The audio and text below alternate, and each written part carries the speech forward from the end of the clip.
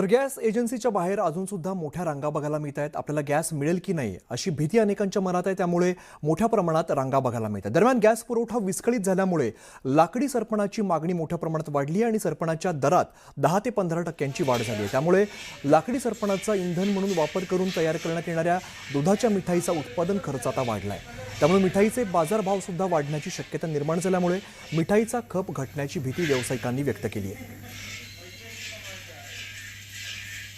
देशात सुरू असलेल्या युद्धाचा परिणाम भारतातील अनेक घटकांवर झालाय आणि सर्वात मोठा परिणाम झालाय तो गॅस पुरवठ्यावरती।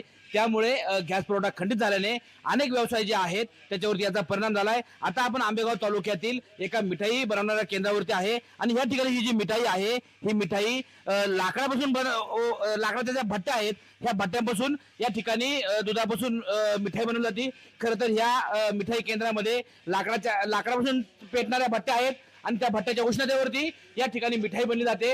असं असलं तरी जो गॅस पुरवठ्याचा परिणाम आहे त्यामुळे लाकडाच्या मागणीतही वाढ झाली आहे आणि लाकडाच्या मागणीत वाढ झाल्यामुळे या ठिकाणी हे जे सरपण आहे हे सरपण मागले, त्यामुळं ह्या मिठाई बनवण्याच्या व्यवसायावरती सुद्धा कुठेतरी परिणाम झालाय। आपल्यासोबत आहेत मिठाई बनवणारे व्यावसायिक। तर काय सांगाल, खरं तर गॅस पुरवठा बंद झालाय, तुमचा व्यवसाय पूर्ण लाकडावरती आहे, या व्यवसायावरती लाकडाच्या पुरवठ्यावरती या युद्धाचा काय परिणाम झालाय का?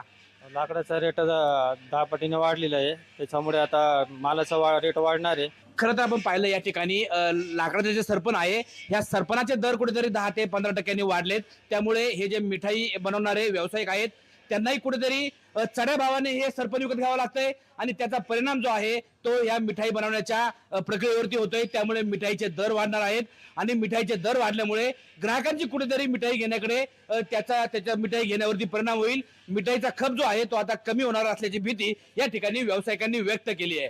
सचिन तोडकर, न्यूज 18 मराठी, मंचर, पुणे।